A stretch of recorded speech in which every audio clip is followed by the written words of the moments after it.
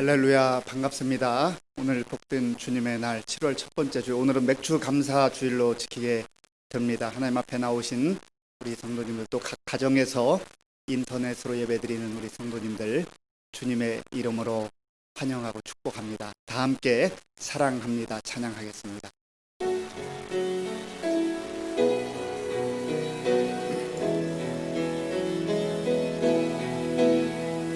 사랑합니다.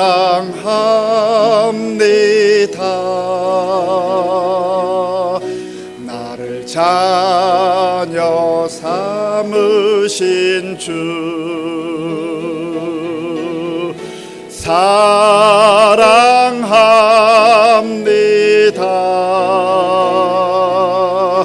나를 자녀 삼으신 주 내 부르짖음 들으시고 감싸 주시는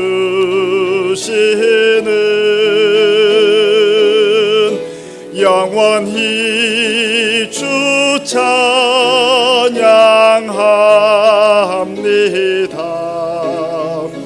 내 삶을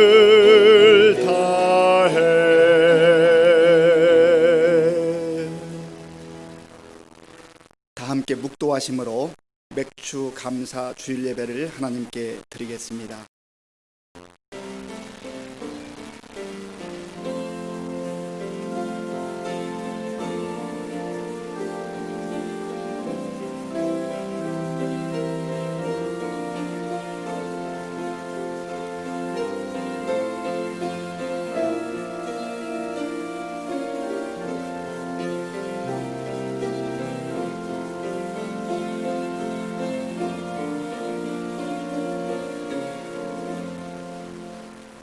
왕이신 나의 하나님이여, 내가 주를 높이고 영원히 주의 이름을 송축하리이다. 아멘. 아버지 하나님, 감사합니다. 힘겨웠던 지난 6개월 하나님의 은혜 가운데 잘 보내게 해주시고, 또 하반기를 맞이할 수 있도록 은혜를 베풀어 주셔서 감사합니다. 오늘 우리의 마음과 정성을 모아 하나님께 예배 드릴 때 기쁘게 받아주시고, 우리 가운데 성령 하나님께서 주의 영광의 빛을 비추어 주시옵소서. 예수님의 이름으로 기도하옵나이다. 아멘.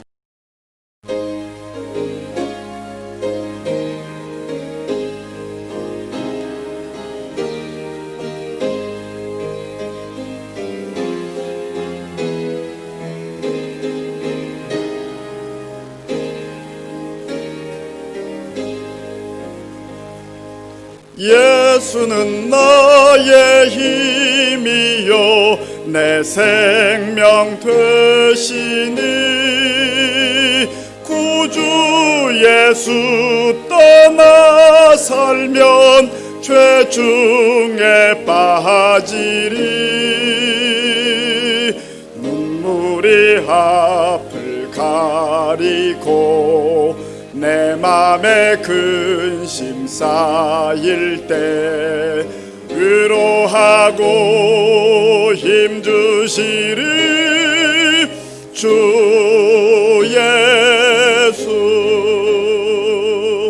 예수는 나의 힘이요 내 친구 되시니, 그 은혜를 간구하면 풍성히 받으리. 햇빛과 비를 주시니 주수할 곡식 많도다. 귀한 열매 주시느니 주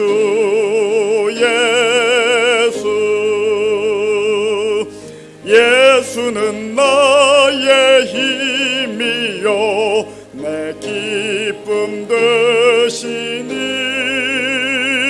그 명령을 준행하여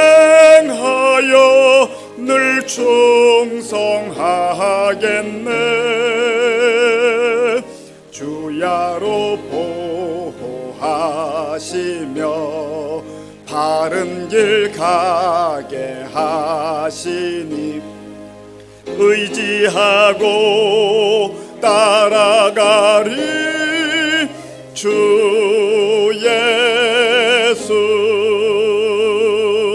예수는 나의 힘이요 내 소망 되시니 이 세상을 떠나갈 때 곧 영생 얻으리. 한없는 복을 주시고 영원한 기쁨 주시니 나의 생명 나의 기쁨 주의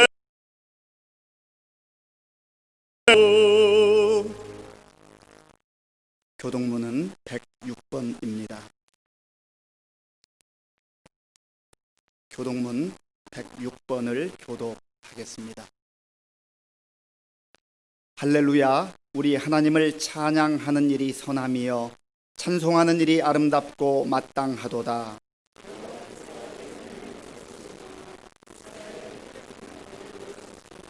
상심한 자들을 고치시며 그들의 상처를 싸매시는도다.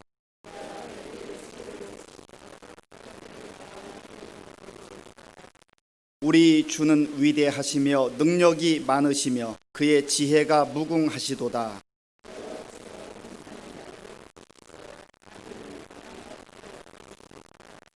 감사함으로 여호와께 노래하며 수금으로 하나님께 찬양할지어다.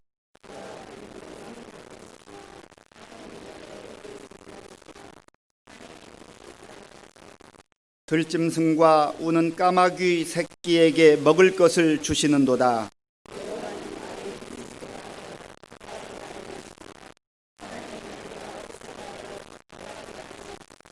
여호와는 자기를 경외하는 자들과 그의 인자하심을 바라는 자들을 기뻐하시는도다. 아멘. 이 시간 지난 한 주간을 돌아보며 나 자신과 하나님만이 아는 죄를 참회하는 기도를 드리겠습니다.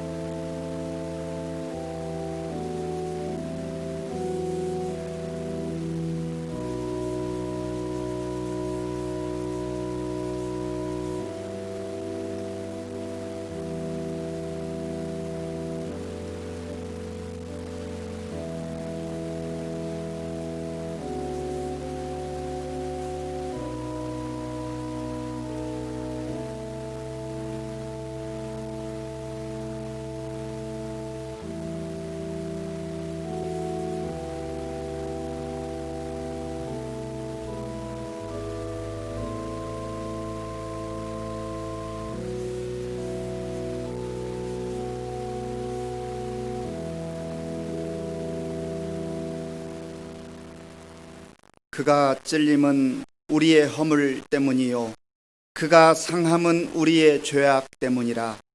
그가 징계를 받음으로 우리는 평화를 누리고 그가 채찍에 맞음으로 우리는 나음을 받았도다. 아멘. 나는 전능하신 아버지 하나님 천지의 창조주를 믿습니다. 나는 그의 유일하신 아들 우리 주 예수 그리스도를 믿습니다. 그는 성령으로 잉태되어 동정녀 마리아에게서 나시고 본디오 빌라도에게 고난을 받아 십자가에 못 박혀 죽으시고 장사된 지 사흘 만에 죽은 자 가운데서 다시 살아나셨으며 하늘에 오르시어 전능하신 아버지 하나님 우편에 앉아 계시다가 거기로부터 살아있는 자와 죽은 자를 심판하러 오십니다. 나는 성령을 믿으며 거룩한 공교회와 성도의 교제와 죄를 용서받는 것과 몸의 부활과 영생을 믿습니다. 아멘.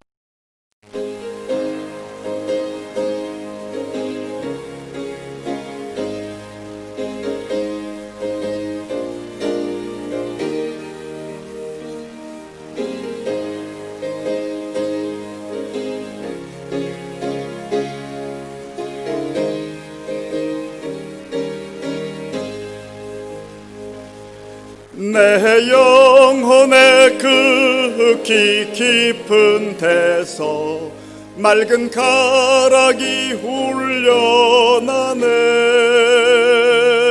하늘 곡조가 언제나 흘러나와 내 영혼을 보이사네.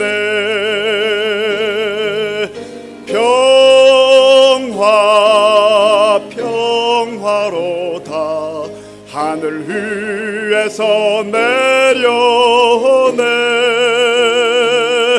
그 사랑의 물결이 영원토록 내 영혼을 덮으소서.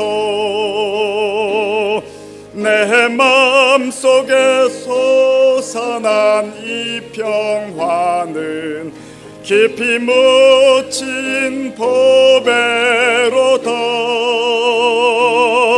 나의 보화를 캐내어 가져갈 자 그 누구도 없으리라.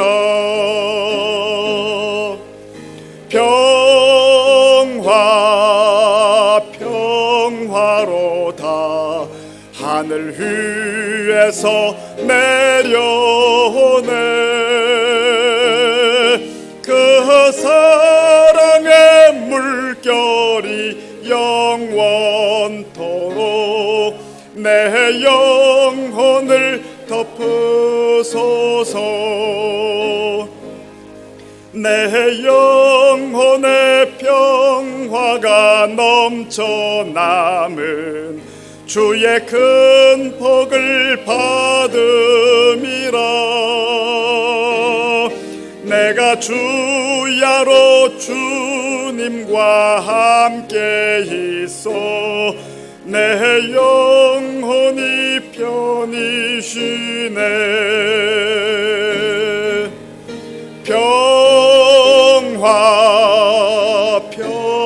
평화로다 하늘 위에서 내려오네. 그 사랑의 물결이 영원토록 내 영혼을 덮으소서. 이 땅 위에 험한 길 가는 동안 참된 평화가 어디 있나. 우리 모두 다 예수를 친구 삼아 참 평화를 누리겠네.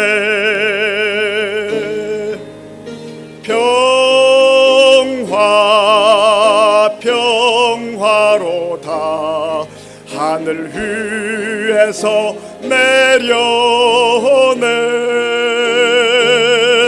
그 사랑의 물결이 영원토록 내 영혼을 덮으소서.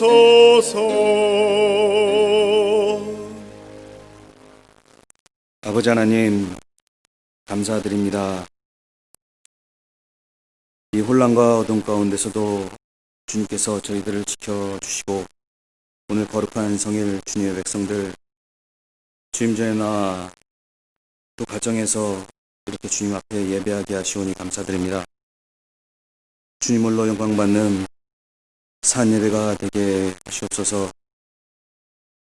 예배할 수 있는 귀한 은혜를 주신 아버지 하나님 감사드립니다.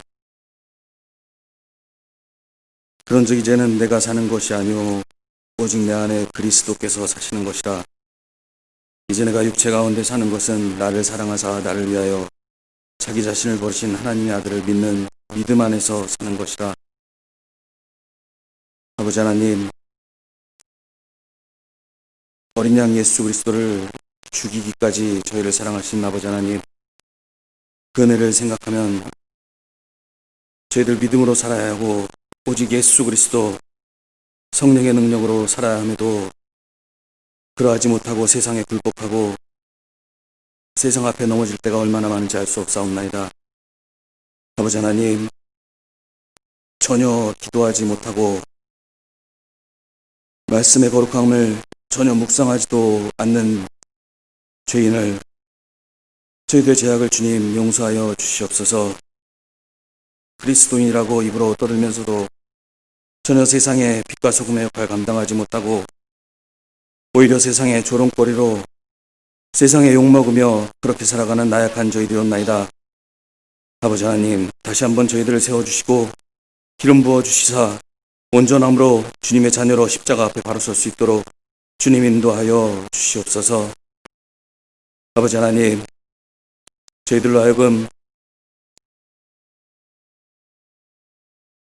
주님께서 일러주신 이 천국 복음이 모든 민족에게 전파되리니 그제야 끝이 오리라 하신 아버지 하나님, 지금도 저 열방의 가나안 나라에는 못 먹고 못 입고 약 하나 없이 그저 죽어가는 백성들이 얼마나 많은지 알 수 없습니다.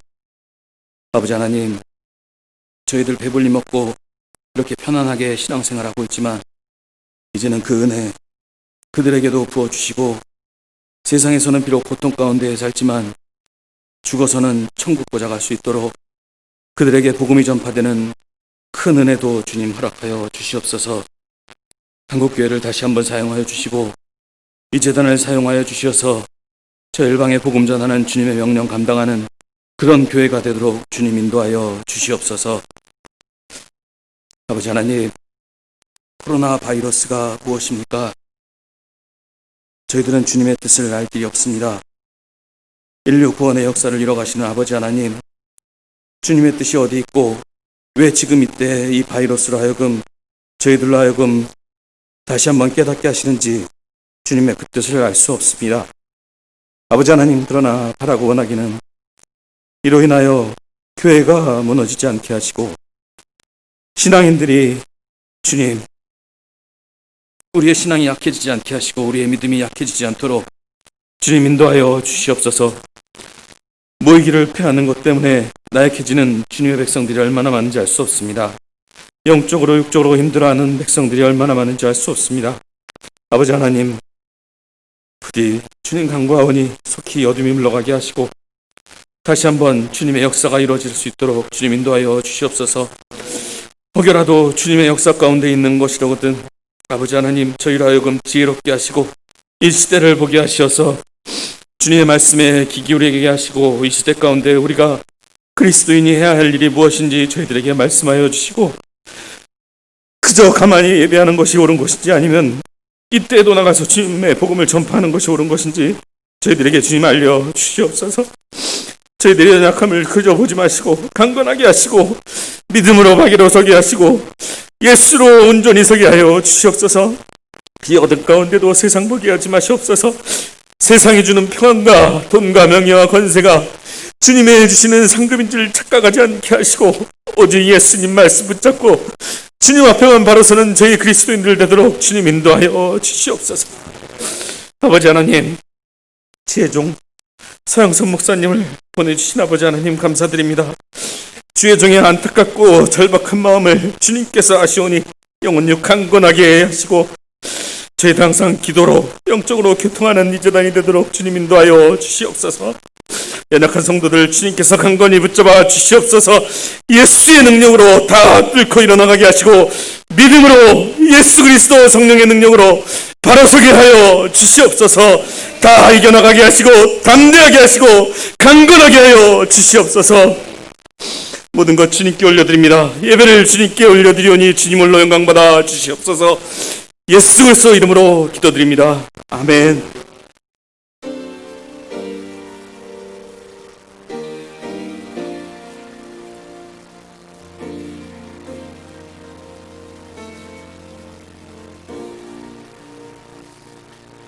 하늘에 계신 아버지 이름 거룩하사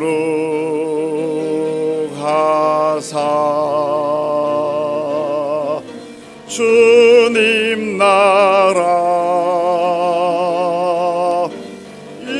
임하시고 뜻이 이루어지다.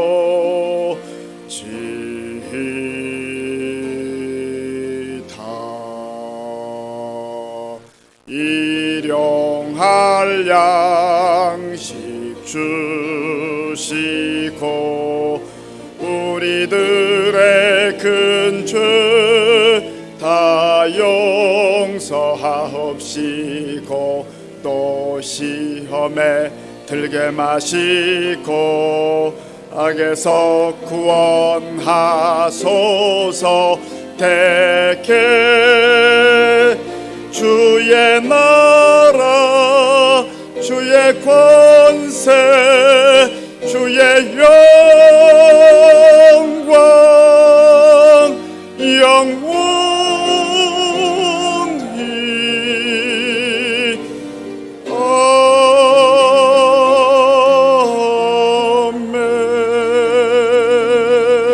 아멘.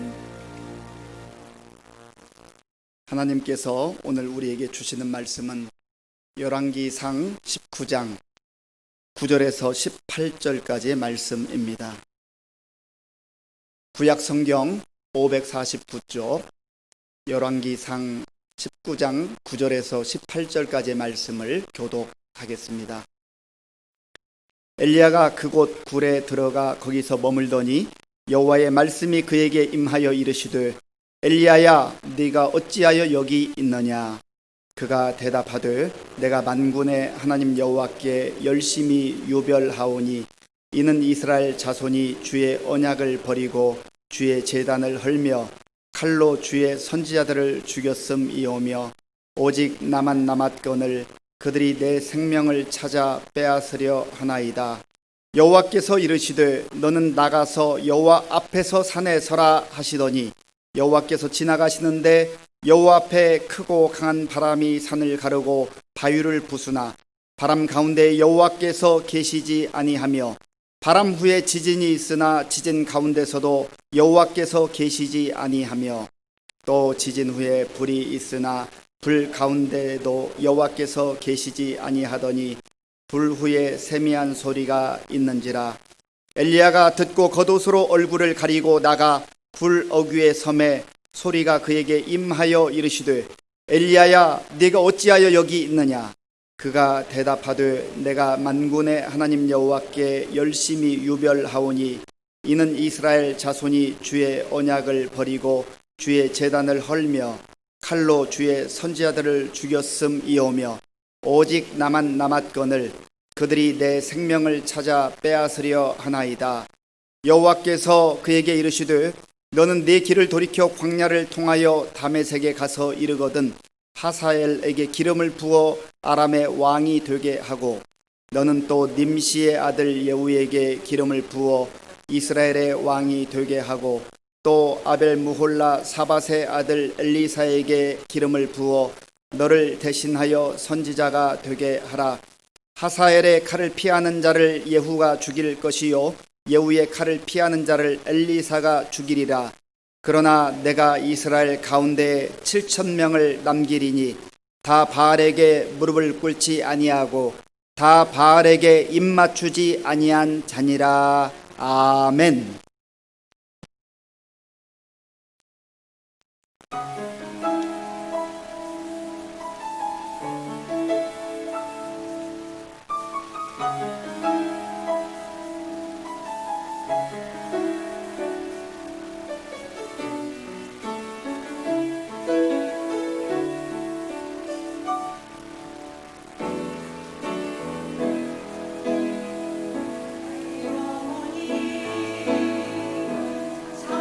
삼장이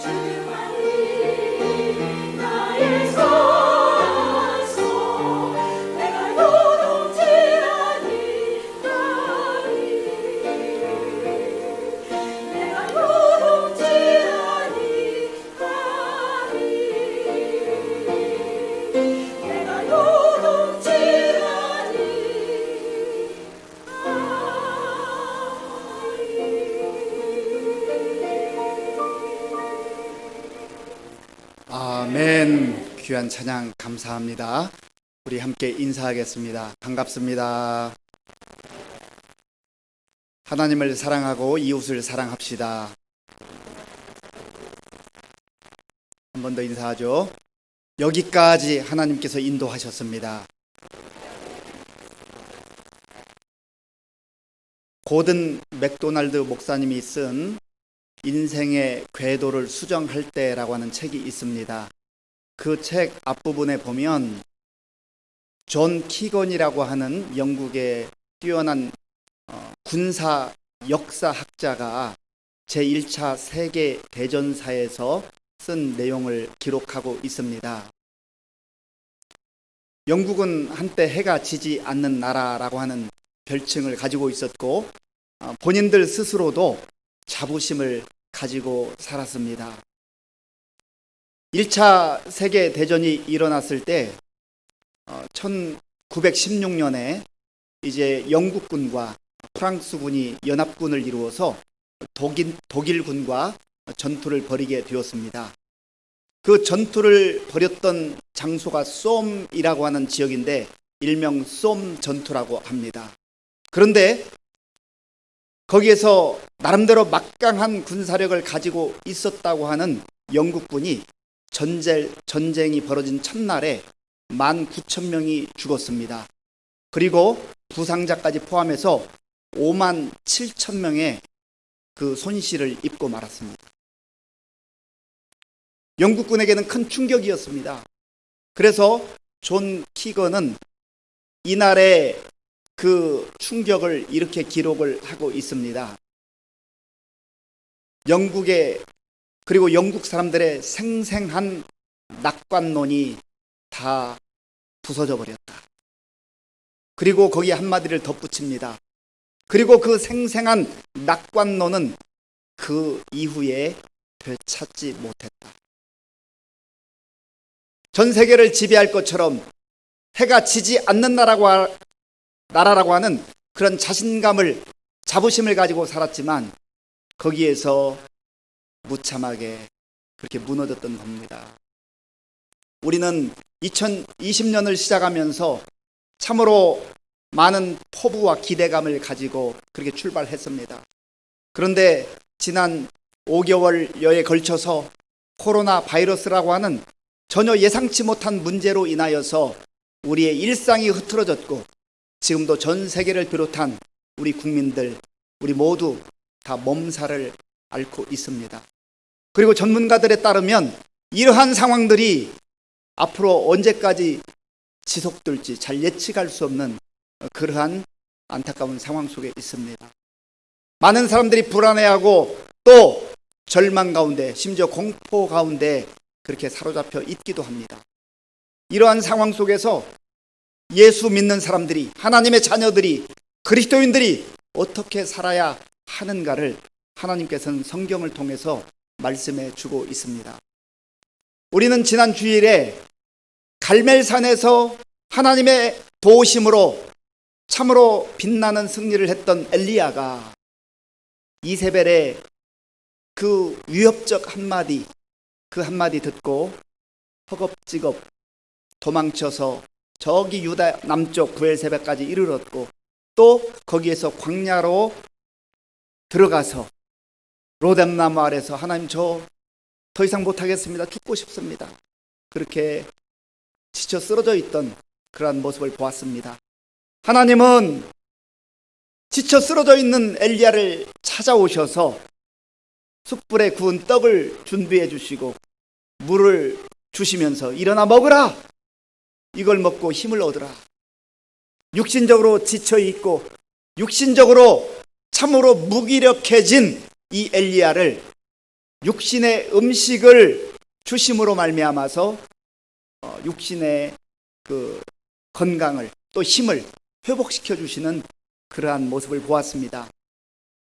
오늘 본문은 이제 육신이 회복된 엘리야였지만 영적으로 여전히 무기력한 상태에 있고 영적 침체 가운데 있는 엘리야를 다시금 찾아오셔서 그의 영적 침체를 회복시켜 주시고 새롭게 하시는 그런 하나님의 은혜를 본문을 통해서 볼 수가 있습니다. 오늘 본문 9절 말씀을 같이 읽어보겠습니다. 9절입니다. 엘리야가 그곳 굴에 들어가 거기서 머물더니 여호와의 말씀이 그에게 임하여 이르시되 엘리야야 네가 어찌하여 여기 있느냐. 아멘. 지난주에 살펴본 대로 하나님은 그 로뎀나무 아래에서 정말 차라리 죽고 싶다고 그렇게 하소연하는 엘리야, 그에게 먹을 것을 주셔서 이제 육신의 힘을 얻고 40일을 걸어서 하나님의 산 호렙에 이르렀다고 했습니다. 그리고 하나님의 산 호렙에 이른 이 엘리야가 굴 속에 들어가서 거기서 머무르고 있다, 그렇게 말합니다. 아마 이 엘리야가 호렙산에 왜 갔을까? 명확하게 나오지는 않지만 성경을 깊이 읽어보면 하나님께서 그곳까지 가라고 명하신 것 같지는 않습니다. 엘리야가 지쳐있는 상태에서 또 마음이 불안한 상태에서 가다 보니 여기까지 왔는데 하나님께서 떡을 주시고 또 물을 주셔서 그에게 원기를 다시금 회복하게 하셨음에도 불구하고 여전히 그의 마음의 상태는 지쳐있고 쓰러질 그런 직전에 있는 상황이었다고 하는 겁니다. 그래서 굴 속에 들어가서 꼼짝달싹 안 하고 있는 거예요. 어찌 보면 자기가 만들어 오는 그 동굴 속에 들어가서 하나님 저 더 이상 못하겠습니다. 지난번에 말씀드렸잖아요. 그렇게 자기 신세를 한탄하면서 또 민족의 앞날을 볼 때 아무런 희망이 없다고 하는 그 절망감을 느끼고 있는 것 아니겠습니까? 하나님의 불이 갈멜산에 임하여서 그 제단을 살을 때만 해도 뭔가 이제 하나님의 놀라운 능력으로 말미암아서 이스라엘이 새롭게 될 것으로 생각을 했지만 그러나 이세벨의 권세는 여전했고 아마도 엘리야는 거기에서 심한 영적 무기력감을 느꼈는지도 모릅니다. 그때 하나님께서 이 굴 속에 있는 엘리야를 찾아오셨습니다. 야 엘리야, 너 지난번에 내가 떡 줬잖아, 물도 줬잖아. 너 아직까지 왜 이래? 그렇게 나무랄 듯도 한데 하나님은 그렇게 말씀하지 않아요. 오늘 9절에 보면 여호와의 말씀이 그에게 임하여 이르시되 엘리야야 네가 어찌하여 여기 있느냐. 어찌하여 여기 있느냐. 너가 지금 여기 있으면 안 되잖아. 네가 있을 자리가 아니잖아 라고 그렇게 말씀하고 있는 겁니다. 사랑하는 성도 여러분, 우리도 이 땅을 살다 보면 하나님의 큰 은혜를 경험하고 하나님의 도우심 가운데 삶에도 불구하고 어떤 경우에는 나 자신의 초라한 모습과 세상이 너무 강한 그러한 모습을 보면서 좌절에 빠지기도 하고 무기력감에 빠지기도 합니다. 그래서 자기가 만들어 놓은 동굴 속에 들어가서 나오지를 않아요. 하나님, 저 더 이상 못하겠어요. 저 힘들어요. 차라리 저를 데려가 주세요라고 그렇게 여전히 그 소리를 반복하고 있는 겁니다. 그때 하나님께서 우리를 찾아오셔서 사랑하는 아들아, 사랑하는 딸아, 어찌하여 여기 있느냐. 지금 너가 있을 자리가 여기가 아니잖아. 여기에 주저앉아 있으면 안 되잖아. 그렇게 말씀하시는 주님의 그 음성이 있다고 하는 겁니다. 이렇게 하나님께서 엘리야에게 말씀하셨을 때 엘리야가 하나님께 뭐라고 대답을 합니까? 10절 말씀, 우리 10절을 같이 읽겠습니다. 그가 대답하되 내가 만군의 하나님 여호와께 열심히 유별하오니 이는 이스라엘 자손이 주의 언약을 버리고 주의 제단을 헐며 칼로 주의 선지자들을 죽였음이오며 오직 나만 남았거늘 그들이 내 생명을 찾아 빼앗으려 하나이다. 아멘. 엘리야가 하나님께 항변합니다. 하나님, 저 하나님을 위해서 얼마나 열심히 일했습니까? 힘들고 어려웠지만 하나님께서 말씀하실 때마다 제가 순종했지 않습니까? 그런데 이제는 더 이상 못하겠어요.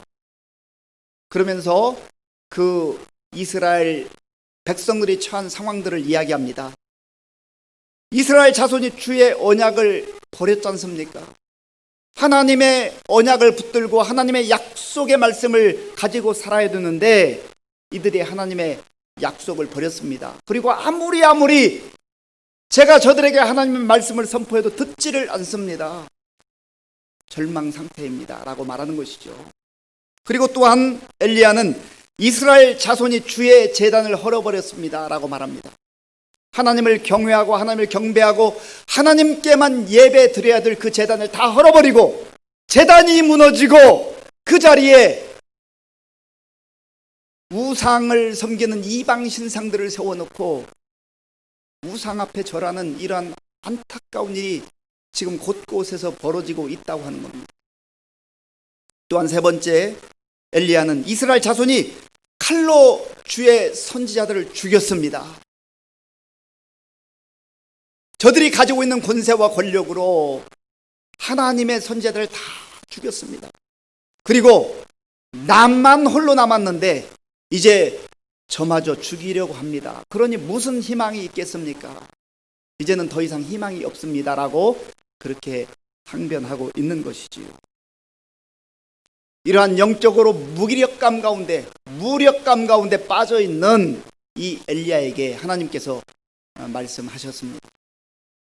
11절 보세요. 11절 초반을 제가 읽겠습니다. 여호와께서 이르시되 너는 나가서 여호와 앞에서 산에 서라. 너는 이 동굴에서 나가서 하나님 앞에 서라. 치유가 언제부터 시작됩니까? 하나님의 말씀을 듣고 하나님이 명하시는 그 자리, 하나님이 서라고 하는 그 자리에 서는 순간부터 치유가 시작되는 겁니다.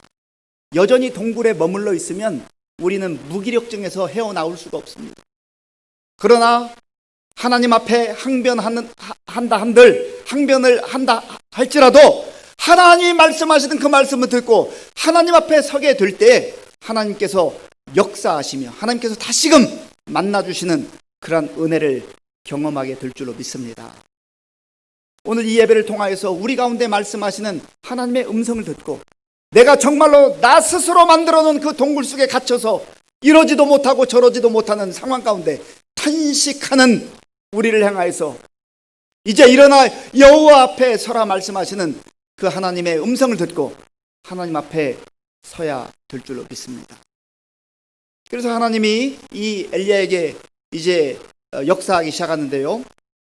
첫 번째로 크고 강한 바람이 불어와서 산을 가르고 바위를 부수었다고 했습니다. 하나님은 위대하신 하나님이잖아요. 온 천하 만물을 창조하신 하나님이시잖아요. 그 크신 하나님께서 지금도 이 천지 만물을 하나님 주관하시고 다스리시는데 크고 강한 바람을 불게 하셔서 산이 흔들리고 바위를 가르는 그러한 놀라운 일을 행하셨어요. 엘리야가 얼마나 깜짝 놀랐겠습니까? 그런데 오늘 본문은 이렇게 말합니다. 여호와 앞에 크고 강한 바람이 산을 가르고 바위를 부수나 바람 가운데에 여호와께서 계시지 아니하니. 하나님께서 역사하신 것은 맞지만 하나님께서 거기에서 바람을 통해서 이 엘리야를 만나주지 않았다는 겁니다. 이 바람이 지나간 다음에 두 번째로 지진이 있었습니다. 땅이 흔들리고 지진이 일어났을 때 엘리야는 깜짝 놀랐을 거 아니겠습니까? 그 크신 하나님 다시금 임하셨구나. 출애굽기 14장에 보면 이스라엘 백성들이 애굽을 빠져나와서 약속의 땅 가나안으로 갈 때에 앞에 홍해를 만나게 됩니다. 그리고 뒤에서는 애굽 군사들이 쫓아오죠. 사면 초가에 놓였어요. 이제 우리는 죽었구나. 그럴 때 하나님이 아주 강한 바람 동풍을 불게 하셔서 홍해를 가르시고 마른 땅을 만드시고 거기에 길을 내셔서 건너게 하셨다고 했습니다. 그리고 출애굽기 19장에 보면 하나님께서 이스라엘 백성들이 시내산에 이르렀을 때 모세와 이스라엘 백성들 앞에서 땅이 흔들리며 지진이 일어나는 그 역사를 하심으로 말미암아서 하나님이 임재하신 것을 알게 하셨습니다. 그런데 오늘 여기에도 보면 엘리야 앞에서 바람을 불게 하셨고 지진이 일어나게 하셨지만 그 가운데 하나님이 계시지 않았다. 그리고 세 번째로 지진 후에 불이 있으나 불 가운데에서도 여호와께서 계시지 아니하더니 불이 임했어요. 불이 임할 때 이 엘리야는 이미 불로 임하시는 하나님의 능력을 경험했습니다. 갈멜 산상에서 아합과 또 바알 선지자 450명, 아세라 선지자 400명 그 앞에서 정말 어느 신이 참 신인가? 엘리야가 하나님 앞에 간구하고 기도했을 때 하늘을 여시고 하나님께서 불을 내리셔서 그 제단을 태우시고 하나님이 역사하시는 그 장면을 너무나 선명하게 보았던 엘리야입니다. 그런데 오늘 본문은 이렇게 말합니다. 불 가운데에도 여호와께서 계시지 아니하다. 사람들은 하나님께서 큰 동풍이든 바람이든 그러한 역사를 일으키면 내가 하나님 믿겠다 합니다. 그리고 땅을 뒤흔드는 지진으로 역사하실 때 그 하나님 앞에 두려워하며 내가 그 하나님을 믿겠다고 합니다. 그리고 하늘로부터 불이 내려온다고 하면 얼마나 놀라운 광경이겠습니까? 이것은 세상 사람들만 그러는 게 아니에요. 예수 믿는 사람들도 하나님의 자녀들도 이왕이면 우리 생각을 넘어서는 큰 바람, 지진 그리고 불과 같은 그런 역사로 우리 앞에 보여주신다고 하면 내가 하나님 떠나지 않냐고 잘 믿겠습니다라고 그렇게 말할 때도 있습니다. 물론 하나님께서 이 모든 것을 주관하시고 다스리시는 분이기 때문에 그렇게 역사하실 때도 있고 그렇게 역사하신 적도 있지만 오히려 오늘 본문을 통해서 알 수 있는 것은 이 세 가지 일이 지나간 다음에 하나님이 세미한 소리로 엘리야에게 찾아오셨다. 세미한 소리, 부드러운 작은 소리, 속삭이는 소리로 사랑하는 아들아, 왜 여기에 주저앉아 있느냐? 내가 여전히 너와 함께 하지 않느냐? 하나님의 그 부드러운 음성이 들렸습니다. 우리 사람들은 큰 것 좋아해요. 특별히 우리나라 사람들은 작은 나라에 살아서 그런지 대자를 좋아합니다. 큰 것 좋아해요. 물론 그것이 나쁜 것은 아니지만은 그러나 하나님의 역사를 보면 큰 것 가운데만 역사하지 않고 오히려 세미한 음성으로, 조용한 음성으로 다가오셔서 사랑하는 아들아, 사랑하는 딸아, 지금 어찌하여 거기에 주저앉아 있느냐? 일어나라! 내가 너와 함께 하지 않느냐? 사람들이 너를 주목하지 않아도 나는 너를 주목하고 있고 사람들이 다 내 곁을 떠나가도 나는 너를 버리지 아니하고 너와 함께 한다. 그렇게 말씀하시는 그 음성이 있다고 하는 겁니다. 하나님의 음성, 오늘날 우리에게 성경을 주셔서 성경을 통해서 성경을 읽을 때, 성경을 묵상할 때 조용한 소리로 내 귓전에 사랑하는 아들아, 사랑하는 딸아, 힘내. 내가 너와 함께하고 있어. 너를 눈여겨보고 있어. 내가 여전히 너와 함께하고 있어 라고 하는 그 말씀을 듣는 게 중요하다는 겁니다. 그런 면에서 내가 크신 하나님, 크게 역사하는 그러한 기적과 이적을 행하는 하나님만 찾을 것이 아니라 늘 내 곁에 계시면서 나와 함께 하시며 부드러운 목소리로 말씀하시는 그 주의 음성을 말씀을 통해서 들을 수 있다고 한다면 참 그 성도가, 그 삶이 복된 성도요, 복된 삶이라고 하는 겁니다. 그런 면에서 저와 여러분들이 이 시끄럽고 혼란한 세대 속에서 하나님의 말씀을 읽으며 성경을 내 손에 부여잡고 하나님 세미하게 말씀하시는 그 음성, 부드러운 그 음성, 작은 목소리로 속삭이듯이 나에게 말씀하시는 그 음성을 듣게 하여 주시옵소서. 내가 성경과 멀리해서 성경도 읽지 않고 묵상하지도 않고 늘 세상의 그 시끄러운 소리에만 귀를 기울이면 여전히 영적 침체에서 벗어나기가 어렵다는 겁니다. 그때에 하나님께서 다시금 엘리야에게 말씀합니다. 우리 13절 말씀을 같이 읽겠습니다. 13절입니다. 엘리야가 듣고 겉옷으로 얼굴을 가리고 나가 불 어귀에 섬에 소리가 그에게 임하여 이르시되 엘리야야 네가 어찌하여 여기 있느냐.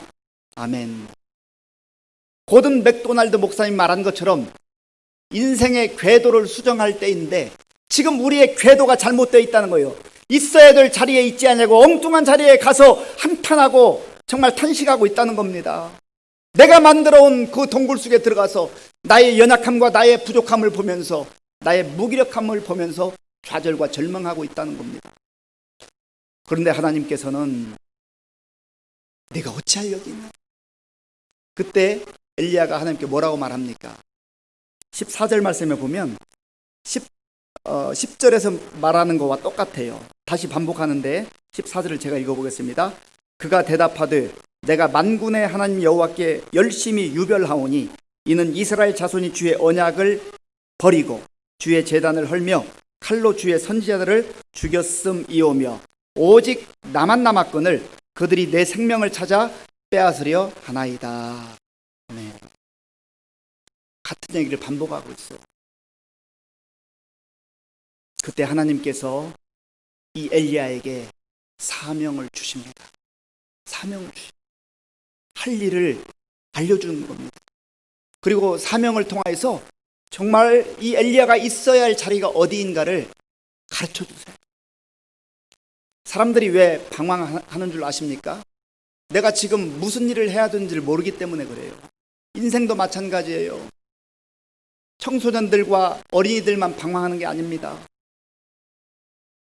중년의 나이에도 노년의 나이에도 내가 무엇을 해야 될지를 알지 못하면 방황하는 겁니다.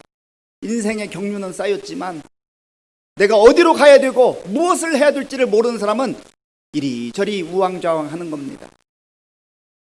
그래서 하나님께서는 이 엘리야에게 15절 말씀 이렇게 말씀하시죠. 여호와께서 그에게 이르시되 너는 네 길을 돌이켜 광야를 통하여 다메섹에 가라. 다메섹. 지금 너가 여기에 있어야 할 자리가 아니다. 너가 지금 가야 될 곳은 다메섹인데 거기 가면 할 일이 있다. 할 일을 말씀해 주시고 방향을 말씀해 주는 겁니다. 이 방향은 참 중요해요. 길을 잃어버리면 이 갔다 저리 갔다 시간만 낭비하고 허비하죠. 예수님이 친히 말씀하셨지 않습니까? 내가 곧 길이요 진리요 생명이니 길 되신 예수 그리스도를 만나고 예수 그리스도를 믿고 길 되신 예수님과 더불어 살아가는 그 인생은 때로는 고난도 찾아올 수 있고 어려운 상황에 직면할 수도 있지만 인생을 방황하지는 않습니다. 왜요? 길을 알기 때문에. 진리요 생명이니 하나님께서 사명을 예수님을 통하여서 우리에게 분명하게 보여주시면 그 인생은 때로 힘들고 어려운 그러한 과정을 지날 수는 있지만 이리저리 방황하지는 않는단 말이에요. 왜요? 사명을 아니까, 할 일을 아니까. 그래서 이 엘리야에게 세 가지를 말씀합니다. 너는 가서 하사엘, 아람의 이제 왕이 될 사람인데요. 하사엘에게 기름을 부어서 왕이 되게 하라. 사실 이 아람은 하나님을 섬기는 백성이 아니었잖아요. 그런데 온 우주 만물을 통치하시며 모든 민족을 다스리시는 만왕의 왕이신 하나님께서 엘리야를 보내셔서 아람의 왕을 세우라고 말씀합니다. 그 다음에 이스라엘에게 가서 예후에게 기름을 부어서 왕으로 삼아라. 그리고 세 번째로는 이제 사밧의 아들 엘리사에게 기름을 부어서 선지자로 삼아라. 할 일을 명확하게 말씀해 주셨어요. 사명을 깨달은 엘리야는 다시 일어납니다. 방향을 찾은 엘리야는 더 이상 그 자리에 주저앉아 있지 않아요. 아, 내가 있어야 할 자리가 여기가 아니구나 라고 하는 것을 알게 되는 것이죠. 그리고 엘리야는 이렇게 말했었습니다. 오직 나만 남았어요, 하나님. 아무런 희망이 없어요. 그런데요, 하나님께서는 너만 남아있는 게 아니야. 너가 못 볼 뿐이지. 바알에게 무릎 꿇지 않은 곳곳에 숨어있는 하나님의 사람들 7,000명이 있다고 말씀합니다. 우리가 이 세상을 살다 보면 나만 고난을 당하는 것 같아요. 나만 힘들게 사는 것 같아요. 그런데 하나님께서는 사랑하는 아들아, 사랑하는 딸아, 일어나. 지금 거기에 주저앉아 있을 그 자리가 아니야. 동굴 속에 갇혀 있지 마 말씀하시면서 또한 너만 남아있는 게 아니라 이 땅에 많은 고난받는 의인들이 있고 여전히 이러한 흉흉한 세상 속에서도 순결한 믿음으로 거룩한 백성으로 살아가는 그러한 믿음의 사람들이 있다고 하는 것을 말씀하고 있는 겁니다. 나만 혼자 고난당한다고 하면 그거 견디기 어려워요. 그런데 동지들이 있다고 한다면, 믿음의 동지들이 있다고 한다면 힘이 나잖아요. 오늘은 맥주 감사 주일로 지키고 있습니다. 출애굽기 23장에 보면 하나님께서 맥주절을 지키라 말씀하셨어요. 첫 열매를 하나님께 드리는 건데 우리는 지금 농사를 짓지 않기 때문에 맥주 감사 주일에 대한 그런 의미가 조금씩 희미해져 가고 있습니다. 그러나 성경학자들은 또 이 맥주절에 대해서 다른 의미를 부여하기도 합니다. 7월 첫 번째 주일이 맥주 감사 주일인데요. 이제 전반기 6개월을 돌아보면서 참으로 하나님께서 베풀어 주신 그 은혜를 기억하며 감사하는 그 감사의 삶, 이게 중요하다는 거죠. 그래서 성 어거스틴도 이렇게 말했습니다. 그리스도인들이 가지고 살아가야 될 중요한 세 가지 덕목이 있는데 그것은 믿음과 소망과 사랑이다. 그런데 거기에 꼭 한 가지를 덧붙여야 한다면 그것은 감사이다 라고 말했습니다. 저는 얼마 전에 CCM 가수 김상훈 전도사님의 간증을 듣게 되었습니다. 이분은 찬양으로 하나님께 영광 돌리며 30년 동안 그렇게 충성하며 살아왔는데 지금으로부터 약 10여 년 전에 병원에 가서 검사를 하던 중에 심장의 기능이 10%만 남아있다는 청천벽력 같은 소식을 듣게 됐습니다. 10%만.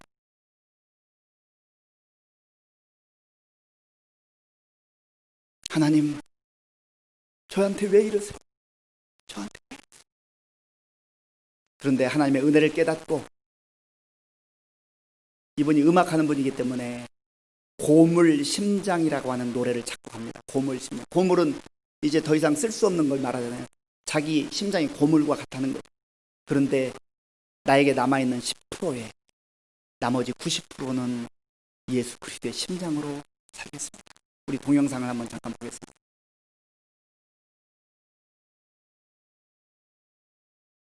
그게 아니고요. 하나님이 버티게 하신 것 같아요. 왜냐하면 2010년도에 제가 이제 폐렴으로 병원에 입원을 했거든요. 입원을 했는데 이제 도무지 낫지 않으니까 우리 폐렴을 검사하시던 우리 저 원장님께서 그 심장 쪽 내과를 소개시켜 줬어요. 그래서 심장 내과를 같이 병행을 했는데 그때 그분이 제 심장을 보시더니만 이제 한 말이 당신은 큰 병원 가야 된다. 빨리. 그래서 가족들 다 빨리 불러오게 하더라고요. 그러니까 저 혼자 있으면 이렇게 심각성을 모를 것 같으니까 가족을 불러와서 이제 2박 3일 동안 이제 검사를 했는데 그때 이제 원장님께서 얘기하신 게 이제 당신의 심장이 일반 사람보다 10%밖에 뛰지 않는다.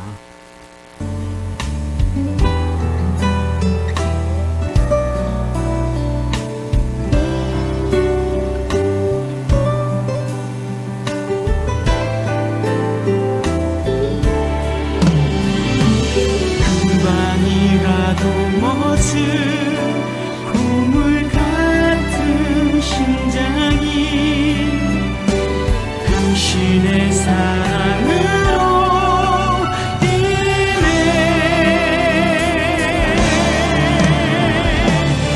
내가 숨 쉬는 것도 내가 서 있는 것도 기적이기에 당신은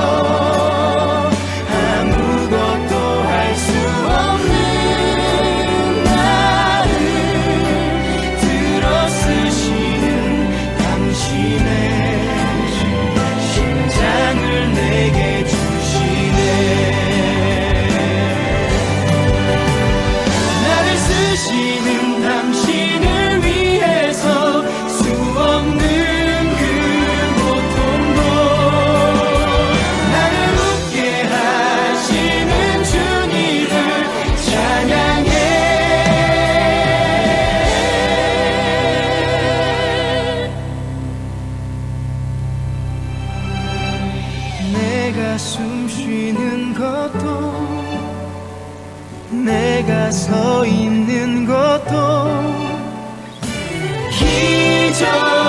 기적이기에 당신은 나의 기적입니다.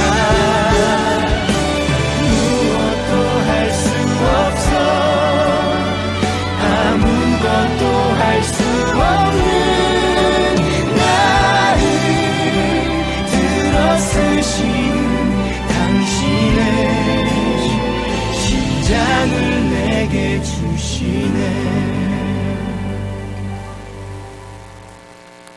이분의 간증이 하나님의 놀라운 은혜로 기적적으로 100%로 회복되었습니다 라고 그렇게 고백했다면 우리 같은 사람은 더 이상 살아갈 힘을 잃어버리게 될 것입니다. 여전히 이분은 10%의 심장의 기능을 가지고 예수 그리스도가 주시는 90%의 그 심장의 능력으로 원망하지 않고 불평하지 않고 10%에도 감사하며 일평생 주님을 찬양하며 살겠습니다. 이것이 감사의 절정이요 기적 아닙니까? 우리는 90%가 있음에도 불구하고 부족한 10%를 보면서 원망하고 절망할 때가 있습니다. 동굴에 갇혀있는 엘리야를 찾아오셔서 어찌하여 여기에 있느냐 말씀하시는 하나님이 오늘 저와 여러분들을 향하여서 어찌하여 너만의 동굴 속에 갇혀서 주저앉아 있느냐, 일어나라, 내가 너에게 주는 말씀을 붙들고 사명의 자리로 가라. 이 음성 들으시고 세상이 흉흉해도 하나님의 사람들로 담대하게 당당하게 살아가는 저와 여러분들 될 수 있기를 간절히 바랍니다. 기도하겠습니다. 하나님 아버지 감사합니다. 오늘 우리에게 주신 말씀을 기억하며 하나님이 원하시는 그 자리로 나아가게 하시고 사명을 회복하고 담대하게 살게 하여 주옵소서. 예수님의 이름으로 기도하옵나이다. 아멘.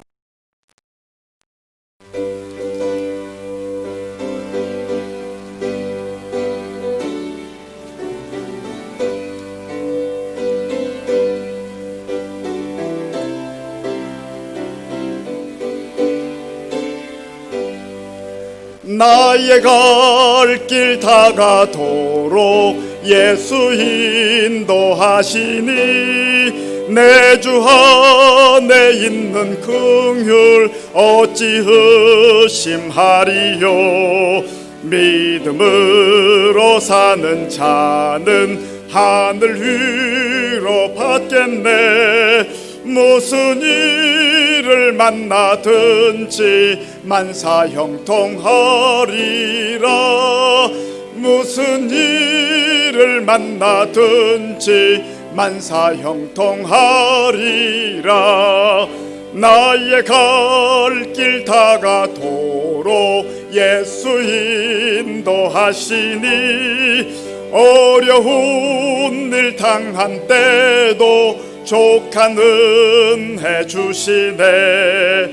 나는 심히 고단하고 영혼 매우 갈하나 나의 앞에 반석에서 샘물 나게 하시네. 나의 앞에 반석에서 샘물 나게 하시네. 나의 갈 길 다가도록 예수 인도하시니 그의 사랑 어찌 큰지 말로 할 수 없도다. 성령 감화 받은 영혼 하늘나라 갈 때에 영영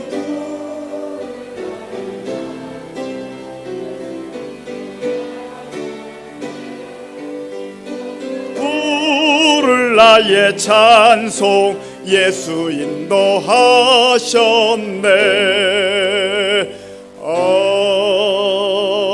아멘.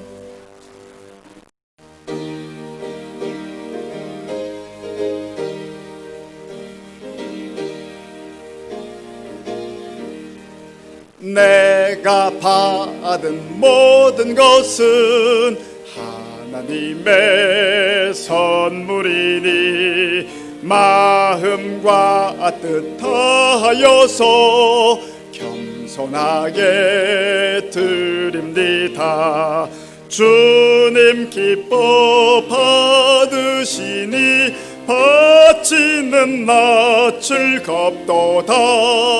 복의 근원 하나님께 영원토록 감사하리. 아멘.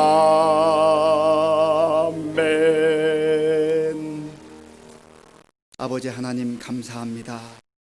오늘 우리에게 주신 말씀을 마음에 깊이 새기고 주의 세미한 음성을 들으며 세상 속에서도 말씀 붙들고 사명 따라 담대하게 살게 하여 주옵소서.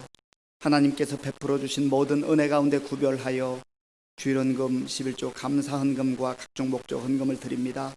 우리의 믿음과 정성과 사랑을 담아 드리오니 기쁘게 받아주시고 이 물질이 사용되어지는 곳에 예수 생명의 복음이 전파되게 하여 주옵소서.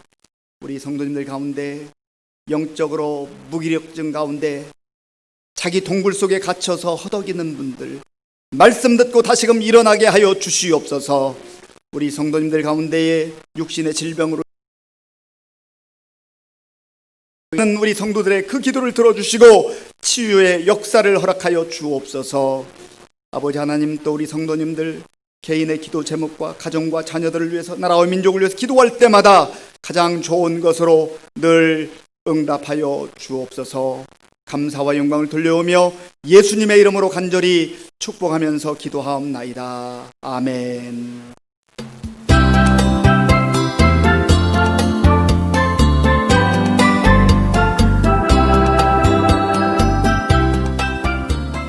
(7월) 첫째 주일 교회 소식 전해드리겠습니다. 오늘은 맥주감사주일로 지키며 지난 6개월 동안 인도해 주신 하나님께 감사하시기 바랍니다. 주일 예배를 오전 7시 30분, 오전 11시 및 온라인 실시간으로도 드리고 있습니다. 지난주 3일 금요일 교회 방역하였습니다. 온라인 실시간 예배를 드리시는 성도님들께서는 경건한 마음가짐으로 가족과 함께 하시기 바랍니다. 당분간 점심 식사는 제공되지 않으며 차량도 운행하지 않습니다.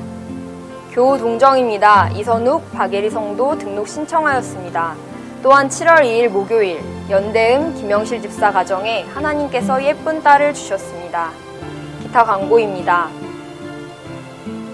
말씀으로 새로워지며 하나님 사랑, 이웃 사랑하는 의정부 시민교회 교회 소식이었습니다. 한 가지만 추가로 말씀드리겠습니다. 예배 드리러 오실 때 그 로비에 열 화상 카메라가 있습니다. 잠깐 기다릴 수도 있지만 그래도 전부 우리 새가족 안내위원들 안내를 받아서 다 온도 체크하시고 그렇게 올라오시면 감사하겠습니다. 다 함께 일어나셔서 물된 동산 찬양하겠습니다.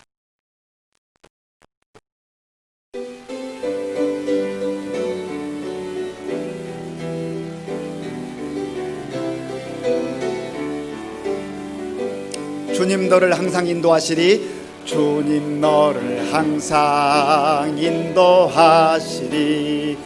메마른 땅에서도 너를 만족시키리. 너는 물된 동산 같겠고 마르지 않는 샘 같으리. 너는 물된 동산 같겠고 마르지 않는 샘 같으리. 주님 너를 항상 인도하시리. 주님 너를 항상 인도하시리.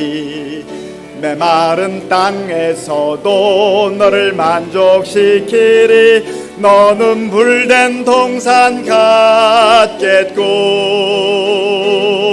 마르지 않는 샘 같으리. 너는 물된 동산 같겠고 마르지 않는 샘 같으리.